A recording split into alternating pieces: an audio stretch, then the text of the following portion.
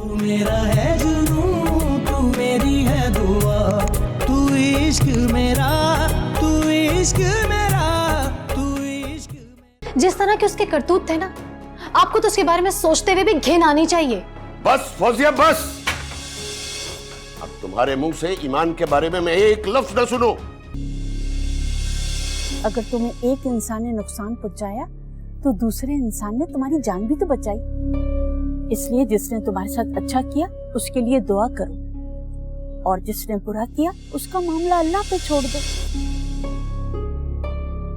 Aunty, इनका पूरा नाम या एड्रेस वगैरह कुछ भी नहीं? इनके आईडी कार्ड की कॉपी तो पुलिस लेके गई थी। ये ले मेरी गाड़ी की चाबी, और रात को घर आ जाना। मेरी गाड़ी मेरे हवाले और तेरी गाड़ी तेरे हवाले। ओके, मगर देख, लड़की को खैरियत से उसकी डेस्टिनेशन पे पहुंचा देना।